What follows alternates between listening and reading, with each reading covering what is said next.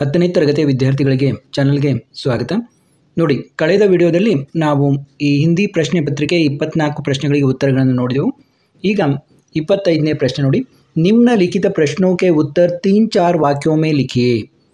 ನೋಡಿ, ಈ ಕೆಳಗೆ ಕೊಟ್ಟಿರುವಂಥ ಪ್ರಶ್ನೆಗಳಿಗೆ 3-4 ವಾಕ್ಯಗಳಲ್ಲಿ ಉತ್ತರ ಬರೆಯಿರಿ ಅಂತ. ಒಂದೊಂದಕ್ಕೆ 3 ಅಂಕ, ಒಟ್ಟು 27 ಅಂಕ ಇದ್ದಾವೆ. 9 ಪ್ರಶ್ನೆಗಳಿಗೆ ಉತ್ತರವನ್ನು ಬರೀಬೇಕು.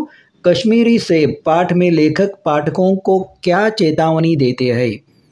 ಈ ಕಾಶ್ಮೀರಿ ಸೇಬ್ ಅನ್ನುವಂಥ ಪಾಠದಲ್ಲಿ ಲೇಖಕರು ಓದುವವರಿಗೆ ಏನು ಒಂದು ಎಚ್ಚರಿಕೆಯನ್ನು ಕೊಡ್ತಾ ಇದ್ದಾರೆ ಅನ್ನೋದನ್ನು ಈಗ ಉತ್ತರವನ್ನು ನೋಡೋಣ ನಾವು. 25ನೇ ಪ್ರಶ್ನೆ ಉತ್ತರ. ಕಾಶ್ಮೀರಿ ಸೇಬ್ पाठ में लेखक प्रेमचंद जी ने अपना अनुभव बताते हुए पाठकों को सचेत करते हैं कि अगर खरीदारी करते समय सावधानी नहीं बरते तो ಧೋಖಾ ಖಾನೆ ಕಿ ಸಂಭಾವನಾ ಹೋತಿ ಹೈ. ಅಂದರೆ ನಾವು ಖರೀದಿ ಮಾಡುವ ಸಮಯದಲ್ಲಿ ಸಾವಧಾನದಿಂದ ನಾವು ವಿಚಾರ ಮಾಡಲಿಲ್ಲ ಅಂದರೆ ನಮಗೆ ಮೋಸ ಆಗಬಹುದು ಅನ್ನುವಂಥ ಎಚ್ಚರಿಕೆಯನ್ನು ಕೊಡ್ತಾರೆ. ಇನ್ನು 26ನೇ ಪ್ರಶ್ನೆ ನೋಡಿ. ಗಿಲ್ಲುಗೆ ಅಂತಿಮ ದಿನಾಂಕ ವರ್ಣನ ಕೀಜಿಯೇ. ಗಿಲ್ಲುವಿನ ಕೊನೆಯ ದಿನಗಳನ್ನು ವರ್ಣಿಸಿರಿ ಅಂತ ಕೇಳಿದ್ದಾರೆ. ಉತ್ತರ ನೋಡಿ. ಗಿಲಹರಿयों के जीवन की अवधि 2 वर्ष से अधिक नहीं होती.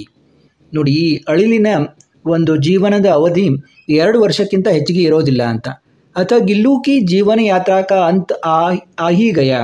ಆದ್ದರಿಂದ ಗಿಲ್ಲುವಿನ ಒಂದು ಜೀವನ ಯಾತ್ರೆಯ ಅಂತಿಮ ದಿನ ಕೂಡ ಬಂದೇ ಬಿಡ್ತು ಅಂತ. ದಿನ ಭರ್ ಉಸ್ನೆ ನಾ ಕುಚ್ ಖಾಯಾ ನ ವಹ ಬಾಹರ್ ಗಯಾ. ಪೂರ್ತಿ ದಿನ ಆತ ಏನೂ ತಿನ್ನಲಿಲ್ಲ ಮತ್ತು ಹೊರಗೆ ಕೂಡ ಬರಲಿಲ್ಲ. पंजे इतने ठंडे हो रहे थे कि लेखिका ने जगकर हीटर जलाया. ಲೇಖಕಿ ತುಂಬ ಅದರ ಕೈಗಳು ತಣ್ಣಗೆ ಆಗುತ್ತಿರುವುದನ್ನು ನೋಡಿ ಹೀಟರ್ ಹಚ್ಚಿದರು. ಅವರು ಉಸೆ ಉಷ್ಣತಾ ದೇನೆ ಕಾ ಪ್ರಯತ್ನ ಕಿಯಾ.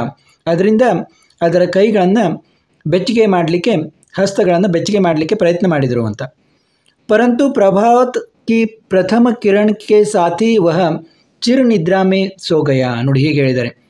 ಒಂದು ಸೂರ್ಯನ ಮೊದಲ ಕಿರಣ ಬರುವುದಕ್ಕೆ ಮುಂಚೆ ಅದು ತನ್ನ ಒಂದು ಚಿರನಿದ್ರೆಗೆ ಜಾರಿತು ಅಂತ. ಗಿಲ್ಲು ತೀರ್ಕೊಳ್ತು ಅಂತ ಇಲ್ಲಿ ಲೇಖಕರು ಅದರ ಅಂತಿಮ ದಿನಗಳ ಬಗ್ಗೆ ಹೇಳ್ತಾರೆ.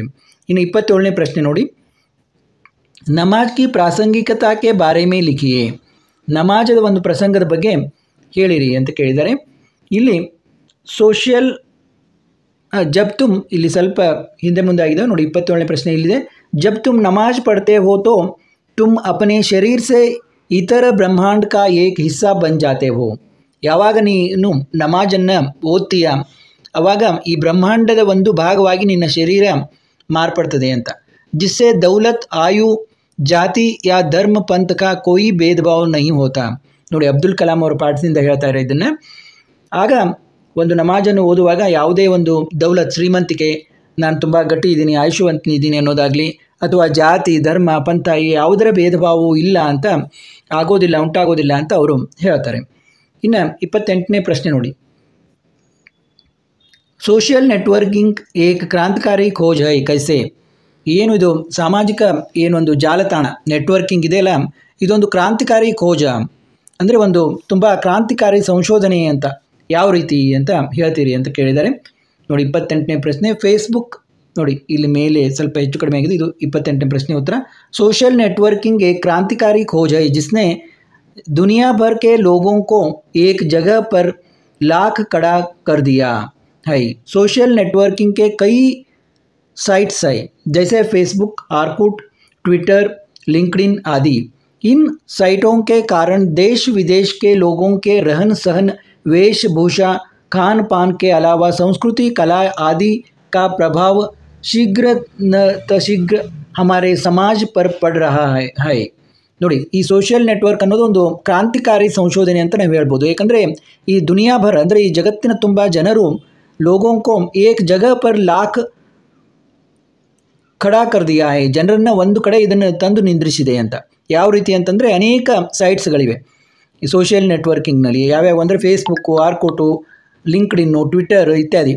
ಇವೆಲ್ಲ ನಿಮ್ಗೆ ಗೊತ್ತಿರಬೇಕು. ಇನ್ ಸೈಟ್ಗೆ ಕಾರಣ ದೇಶ ವಿದೇಶಕ್ಕೆ ಲೋಗೋಂಕೆ, ಇದರಿಂದ ನಮ್ಗೆ ಏನೇನು ಗೊತ್ತಾಗ್ತದೆ ಅಂದರೆ ದೇಶ ವಿದೇಶಗಳಲ್ಲಿ ನೆಲೆಸಿರುವಂಥ ಜನರು ಯಾವ ರೀತಿ ಇರ್ತಾರೆ, ಅವರ ಉಡುಗೆ ತೊಡುಗೆ ಏನಿದೆ, ಅವರವನ್ನು ತಿನ್ನುವುದರ ಬಗ್ಗೆ, ಊಟ ಉಪಚಾರ ಮತ್ತು ಅವರ ಏನು ತಿಂತಾರೆ ಕುಡಿತಾರೆ ಯಾವ ರೀತಿ ಇದೆ, ಅವರ ಸಂಸ್ಕೃತಿ ಏನಿದೆ, ಅವರ ಕಲೆ ಏನಿದೆ, ಇತ್ಯಾದಿ ಎಲ್ಲ ವಿಚಾರಗಳು ನಮಗೆ ಅವರ ಸಮಾಜದಲ್ಲಿ ಯಾವ ರೀತಿ ಬದುಕ್ತಾ ಇದ್ದಾರೆ ಎನ್ನುವುದೆಲ್ಲ ನಮ್ಗೆ ಗೊತ್ತಾಗ್ತಾ ಇದೆ ಅಂತ.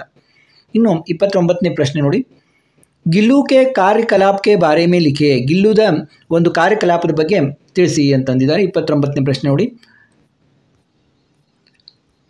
गिल्लू अपने घर में झूलता रहता था, लेखिका का ध्यान आकर्षित करने के लिए गिल्लू उनके पैर तक आकर सर से पर्दे पर चढ़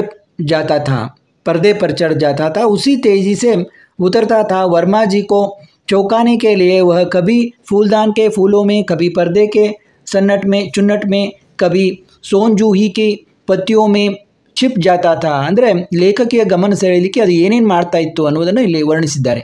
ಲೇಖಿಕಾ ಕೆ ಥಾಲಿ ಕೆ ಪಾಸ್ ಬೈಟ್ಕರ್ ಏಕ್ ಏಕ್ ಚಾವಲ್ ಉಟಾಕರ್ ಬಡಿ ಸಫಾಯಿ ಸೆ ಖಾತಾ ಥಾ. ನೋಡಿ, ಒಂದೊಂದೇ ಅಗಳ ಅನ್ನವನ್ನು ಕೂಡ ಅದು ತಿಂತಾ ಇತ್ತು ಅಂತ. ದಿನಭರ ಬಹರ್ ಕಿ ಗಿಲಹರಿಯೋं के जूट का नेता बनता, हर डाल पर उछलना कूदना रहता और ठीक 4 बजे वह खिड़की से भीतर आकर झूले में झूलने लगता. ಇದು ಸ್ವಲ್ಪ ದೊಡ್ಡ ಉತ್ತರವನ್ನು ಇಲ್ಲಿ ಬರೆದಿದ್ದಾರೆ. ನಿಮಗೆ ನೆನಪಾಗೋದನ್ನು ಇಲ್ಲಿ ನೀವು ಬರೀಬಹುದು.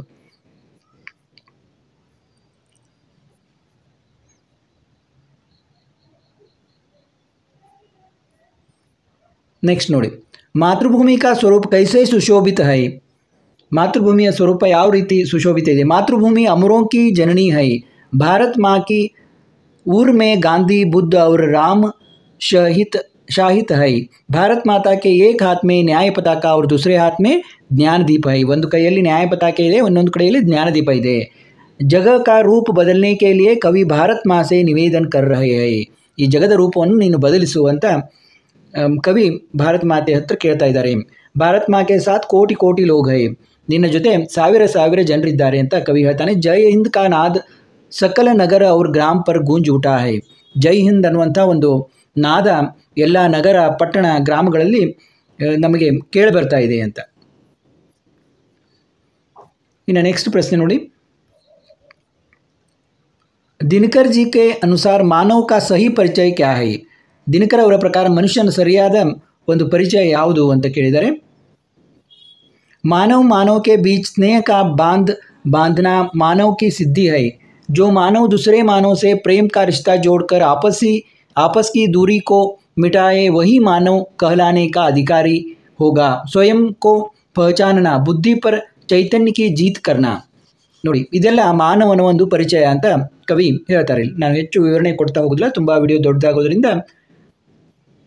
ಇನ್ನು ನೆಕ್ಸ್ಟ್ ನೋಡಿ, निम्नलिखित दोहे का भावार्थ अपने शब्दों में लिखिए. मुखिया मुख सो चाहिए, खान पान को एक पालय पौसे, सकल अंग तुलसी सहित विवेक. ನೋಡಿ, ಇದರ ಅರ್ಥವನ್ನು ಇಲ್ಲಿ ಕೊಡಲಾಗಿದೆ. प्रस्तावना, निम्नलिखित पत्तियों को गोस्वामी तुलसीदास जी द्वारा लिखित दोहा तुलसी के दोहे से दिया गया है. ಇದನ್ನು ತುಳಸಿ ಕೆ ದೋಹೆ ಇದರಿಂದ ತೆಗೆದುಕೊಂಡಿದೆ. भावार्थ ಏನು, मुखिया को मुँह के समान होना चाहिए. मुंह खाने पीने का काम अकेला करता है, लेकिन वह जो खाता पीता है उसे शरीर के सारे अंगों को पालन पोषण करता है. ಏನು ಬಾಯಿ ನಮ್ಮದು ತಿನ್ನೋದು ಕುಡಿಯೋದು ಮಾಡ್ತದೆ, ಅದರಿಂದ ಶರೀರದ ಒಂದು ಪೋಷಣೆ ಆಗ್ತದೆ. तुलसी की राय में मुखिया को भी ऐसे ही विवेकापन होना चाहिए कि वह काम अपनी तरह से करे लेकिन उसका फल सभी में बांटे. ಇದೇ ರೀತಿ ಮುಖಂಡನು ಕೂಡ ಇರಬೇಕು ಅಂತ. ಅಂದರೆ ಅವನು ಏನು ತನ್ನ ಕೆಲಸವನ್ನು ಮಾಡ್ತಾನೆ ಅದರಿಂದ ಉಳಿದ ಎಲ್ಲರಿಗೂ ಕೂಡ ಒಂದು ಒಳ್ಳೆಯದಾಗಬೇಕು ಅಂತ. ಇನ್ನು 33 ನೋಡಿ, गद्यांश का अनुवाद कन्नड़ या अंग्रेजी में कीजिए.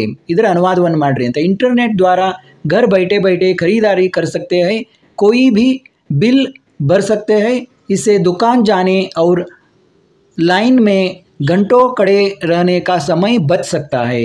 ಅಂದರೆ ಈ ಏನು ಆನ್ಲೈನ್ ಶಾಪಿಂಗ್ ಮಾಡ್ತೀವಲ್ಲ, ಇದರಿಂದ ಏನೇನು ಲಾಭ ಇದೆ ಅಂತ ಇಲ್ಲಿ ಕೇಳಿದ್ದಾರೆ. ಇಂಟರ್ನೆಟ್ ಮೂಲಕ ಮನೆಯಿಂದಲೇ ಶಾಪಿಂಗ್ ಮಾಡಬಹುದು ಮತ್ತು ಯಾವುದೇ ಬಿಲ್ ಪಾವತಿಸಬಹುದು. ಇದರಿಂದ ಅಂಗಡಿಗೆ ಹೋಗಿ ಗಂಟೆಗಟ್ಟಲೆ ಕ್ಯೂನಲ್ಲಿ ನಿಲ್ಲುವ ಸಮಯವನ್ನು ಉಳಿಸಬಹುದು ಅಂತ. ಈಗಾಗಲೇ ನೀವೆಲ್ಲ ನೋಡಿರ್ಬೋದು, ಫ್ಲಿಪ್ಕಾರ್ಟ್, ಅಮೆಜಾನ್ ಇತ್ಯಾದಿ ಒಂದು ಇದರಿಂದ ಎಲ್ಲರೂ ಖರೀದಿಯನ್ನು ಮಾಡ್ತಾರೆ.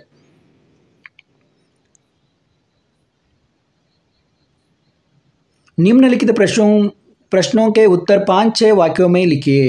5-6 ವಾಕ್ಯಗಳಲ್ಲಿ ಬರೆಯಿರಿ ಅಂತ ಹೇಳಿದ್ದಾರೆ. ಈ ಪ್ರಶ್ನೆಗಳಿಗೆ ಉತ್ತರವನ್ನು, पसंद की ईमानदारी का परिचय सोदाहरण कीजिए। पंडित राजकिशोर के ಮಾನವೀಯ ಗುಣ ಅನುಸರಣೀಯ ಹೈ ಸ್ಪಷ್ಟ ಕೀಜಿಯೇ, ಯಾವುದರಾದರೂ ಒಂದು ಉತ್ತರವನ್ನು ಕೊಡ್ರಿ ಅಂದಿದ್ದಾರೆ. 34ನೇದು ನೋಡಿ, 34 ಕ್ವಶನ್. बसंत ईमानदार लड़का है, वह गरीब जरूर है किंतु भीख नहीं मांगना चाहता, अपने से बने कार्य करता है, छोटी छोटी चीज़ों को बेचना चाहता है. राजकिशोर 2 पैसे देने के लिए तैयार भी था किंतु बसंत उसे साफ इनकार कर कहा कि मैं भीख नहीं लूँगा. ನೋಡಿ, ನಾನು ಭಿಕ್ಷೆಯನ್ನು तगोदिल्ला ಅಂತ ಅದು ಹೇಳ್ತಾನೆ. दूसरी यह घटना है कि वह 1 रुपये का चुट्टा लेने जाता है, उसके पैर मोटर के नीचे दब जाती है. ऐसे संदर्भ में भी बसंत अपने छोटे भाई प्रताप को साढ़े 14 आने लौटाने के लिए भेजता है. ಅಂಥ ಸಂದರ್ಭದಲ್ಲಿ ಅವನಿಗೆ ಅಪಘಾತ ಆಗಿ ಆತ ಒಂದು ಗಾಯಗೊಂಡರೂ ಕೂಡ ಆತ ತನ್ನ ಒಂದು ಸಹೋದರನ ದುಡ್ಡನ್ನು ಮರಳಿಸುವಂತ ಹೇಳ್ತಾನೆ, मरलिसलिके कलिस्ताने अंत. अथवा पंडित राजकिशोर मजदूरों के नेता थे, वह किशनगंज में रहते थे, गरीबों और मजदूरों के प्रति सहानुभूति दिखाने वाले व्यक्ति थे. वह कंगालों के प्रति हमदर्दी दिखाते हुए आधार के साथ व्यवहार करने वाले व्यक्ति थे. पंडित राजकिशोर बसंत को सहायता करने की दृष्टि से एक छलनी खरीदते हैं. प्रताप से बसंत की मोटर दुर्घटना का समाचार सुनने तुरंत उसके पास पहुंचते हैं. बसंत का इलाज कराने के लिए डॉक्टर को बुलाते हैं, बसंत को अस्पताल ले जाने का प्रबंध करते हैं. उन दोनों भाइयों के साथ रहकर सांत्वना देते हैं. ನೋಡು, ಇದು ರಾಜಕಿಶೋರ್ ಅವರು ಯಾವ ರೀತಿ ಇದ್ದರು ಅನ್ನೋದ್ರ ಬಗ್ಗೆ.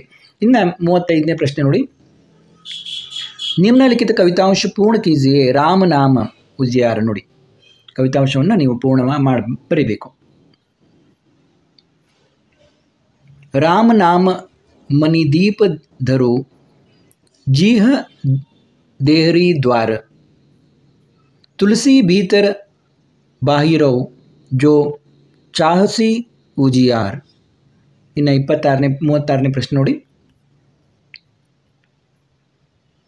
गद्यांश को ध्यानपूर्वक पढ़कर निम्नलिखित प्रश्नों का उत्तर लिखिए. ನೋಡಿ, ಇದನ್ನು ನೀವು ಸರಿಯಾಗಿ ಓದಿಕೊಂಡು ಪ್ರಶ್ನೆಗಳಿಗೆ ಉತ್ತರಿಸಿ ಅಂತ ಕೊಟ್ಟಿರ್ತಾರೆ. ಒಂದು ಗದ್ಯಾಂಶವನ್ನು ಕೊಟ್ಟಿರ್ತಾರೆ, ಅದನ್ನು ನೀವು ಸರಿಯಾಗಿ ಓದಿಕೊಂಡು ಪ್ರಶ್ನೆಗಳಿಗೆ ಉತ್ತರಿಸಬೇಕು. ಇಲ್ಲಿಗೆ ನಂತರ ಒಂದು ಪ್ರಬಂಧ ಬರಹ ಇರ್ತದೆ, ಪತ್ರಲೇಖನ ಇರ್ತದೆ. ನೋಡಿ, ವನ ಮಹೋತ್ಸವ, ಇಂಟರ್ನೆಟ್ ಕಾ ಮಹತ್ವ, ಬೇರೋಜ್ಗಾರಿ, ಈ ರೀತಿ ಇವುಗಳನ್ನು ನೀವು ತಯಾರು ಮಾಡಿ ಇಟ್ಕೋಬಹುದು. ಇವು ನಿಮಗೆ ಸುಲಭವಾಗಿ ಪುಸ್ತಕದಲ್ಲೂ ಕೂಡ ಈ ವಿಷಯಗಳು ಸಿಗ್ತವೆ. कोई कारण देते हुए अपने ಪ್ರಧಾನ ಅಧ್ಯಾಪಕಕ್ಕೆ ನಾಮ್ ಚುಟ್ಟಿ ಪತ್ರ ಲಿಖಿಯೇ, ಚುಟ್ಟಿ ಪತ್ರವನ್ನು ಬರೆಯಿರಿ ಅಂತ. ಏನಾದರೂ ಒಂದು ಕಾರಣವನ್ನು ಕೊಟ್ಟು ನಿಮಗೆ ಯಾಕೆ ರಜೆ ಬೇಕು ಅಂತ ನೀವು ಪ್ರಧಾನ ಅಧ್ಯಾಪಕರಿಗೆ ಪತ್ರ ಬರೆಯಿರಿ. ಪರೀಕ್ಷಾ ತಯಾರಿಕೆ ಬಾರೆ ಮೇ ಅಪ್ನೆ ಪಿತಾಜಿ ಕೋ ಪತ್ರ ಲಿಖಿಯೇ. ನೋಡಿ, ಇವೆಲ್ಲ ಪತ್ರಗಳು ಸಾಕಷ್ಟು ಲಭ್ಯವಿದ್ದು ನೀವು ಯೂಟ್ಯೂಬ್ನಲ್ಲಿ ಕೂಡ ನೋಡ್ಬೋದು ಮತ್ತು ಪುಸ್ತಕಗಳಲ್ಲಿ ಕೂಡ ಲಭ್ಯವಿದೆ. ಮತ್ತೆ ಮುಂದಿನ ವಿಡಿಯೋದೊಂದಿಗೆ ಭೇಟಿಯಾಗೋಣ.